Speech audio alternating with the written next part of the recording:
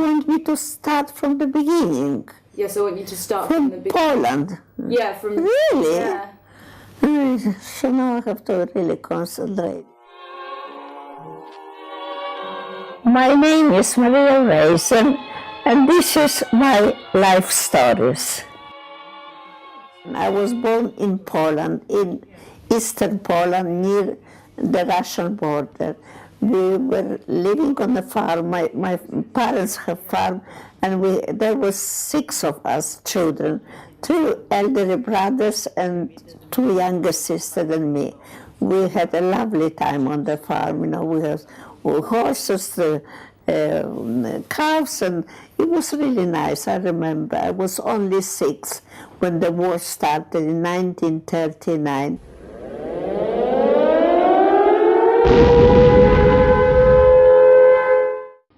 Poland, September 1939.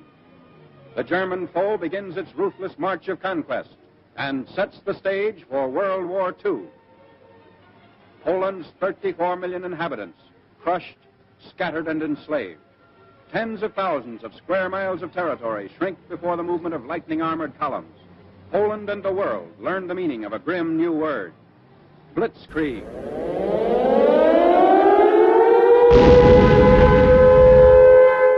When the Russians invaded Poland, they started deporting people to Russia straight away. One day on Sunday, it was on Sunday, they arrived with cart and horse outside our front door, and said, "Get out, we are going to Siberia." When we got to the station, there was chaos because children were crying, and mothers as well. Men tried to keep sort of bit quiet, and my brother saw all that chaos, and he tried to get away from the transport. So he was running, and the Russian soldiers saw him, and he was shooting after him. So brother came back again, and he was only 17 years old. Did you see that this morning? Can you explain? Really? Yeah, old lady doing a thingy. I think so. She was flying on top of aeroplane, wasn't she? Was she? I think I saw it before, but who was it, man or woman? And we traveled for a whole month towards Siberia. From time to time the train stopped, and they would only give us hot water, nothing else. We arrived in Russia it was the end of the track, of the railway track, Borovianka, and it was near Mongolian border. From there we went to the camp. In the camp we were treated like slaves. Old people had to work, children went to school. I had my little sister, she was only 2, and she didn't have milk. She always crying, milk, milk, milk. Mom, give me some milk. She just did not understand that my mom didn't have any milk, no cows. And after a while, after 6 months, she died. We were really crying because we missed her so much. And they would not even allow to put a cross on her grave because they said, no, you are not allowed to put a cross on the grave. They didn't give us any money. My mother used to go to the village not far away to take whatever we had to sell it for food. And she even sold her wedding ring for 1 loaf of bread. When the German invaded Russia, the Russian government said to us that we are free people. From now on, we are free people. It will help to fight the Germans with them. So we were allowed to leave the camp and go wherever we wanted to go. Happy Mother's Day. I remember lots of cabbage, only cabbage and cabbage we were eating, which was no use to, it had no nutrition in it. Not far away was a lady, she had a dog, and I got very bad cold, I was really cold, I got a fever or something, and my parents were worrying about me, so my parents decided that they would kill that dog and boil it and cook it.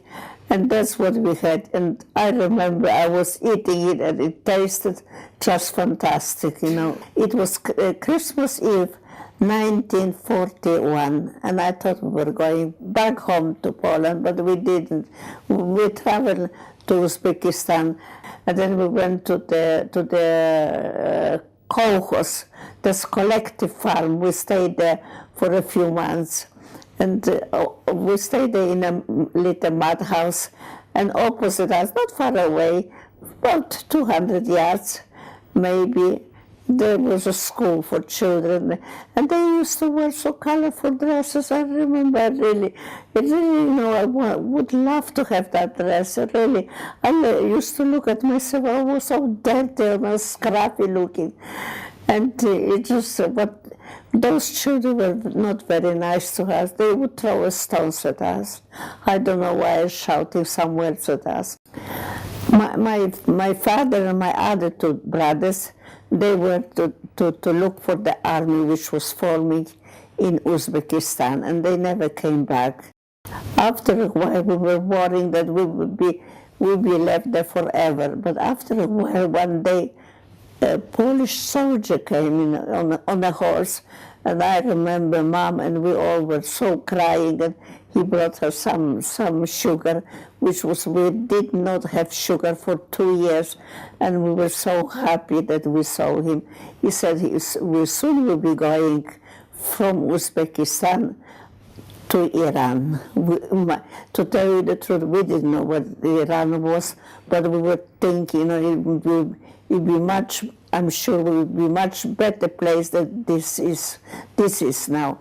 And when we moved on to Iran, near Tehran, we stayed in a tent. And they gave us food so much we couldn't even eat it. And I remember that was the first time after 2 years I didn't ask for food. Even my mom used to dry the bread in the sun, and she was saying, oh, you never know what, the times might come even worse and we'll be needing some bread, you know, more. But I said, never again, Mom, will be all right now, because if they're giving us food now, they always will give us food. Life was quite different what it was for the 2 years, and I was 9 years old. I was so happy in Tehran. I thought I would love to stay here forever, though we only lived in tent. and I had only one dress. But it did end. After 6 months, we moved on to, they told us we were going to Africa. Africa? Where is Africa? We had no idea where Africa was. The sun was so shiny. Oh, it was so nice there. It was just fantastic, you know. Then we were put on a train and we traveled for a whole week, I can't remember, towards Uganda. When I was looking through the window, I saw all those the grass, and from there were not many trees, which I was surprised. You know, we're traveling and not many trees even, but suddenly we saw giraffe, elephant, and oh my goodness, I could not believe what sort of country it is. They've got such a lovely animals here. I know the best of them. I like giraffe. I like that long neck. You know, I really enjoy looking at them. The weather was very, very hot. Lots of people started being ill with malaria and dying as well, because we were right in the middle of the jungle. I lived there for 6 years. What we heard about the war, what's going on, we're sort of, you know, gave news from our in charge, who was in charge of our camp, because they had a radio, obviously, and they knew what was going on, and what telegrams got all that. So there was always meeting in the middle of the camp, and they always say what's going on, you know, how the Germans are losing their war. So we're all happy, because we thought when the Germans lose the war, we're obviously going back to Poland, which wasn't to be. I after 6 years, as my brothers were in England, were accepted as we could come to England because my brothers was in England, so we could come England. We were accepted by English government, so we were allowed to come to England. When we arrived in Portsmouth on the 28th of June 1948, it was fantastic day. I thought, well, my gosh, that's the country I would love. I will love to like to live in England. Really, it was really nice. And we were sent near Leicester. The first time I remember I went to Leicester to do the shopping and looking around. Mind you, didn't have much money, so I thought, what I'm going to buy myself, and I just went into Woolworths. Woolworths was fantastic. It had everything. It was like Aladdin cave. It had everything, and I just didn't know what to buy because there was so many things there, mind you. And I look at the sweets hunter, and I was looking, and I'm going to buy some sweets, and I didn't know which to choose, because there were so varieties. I never saw it in all my life. And when I saw Mars bars, that's it. I'm going to buy Mars, And even since, and I'm in England for 67 years, and I still like Mars bars. Rzecz, mam cię dosyć, więc zrywam. Ty też tak zrobiłbyś. I nie będę tęskniła, no skąd, na pewno nie.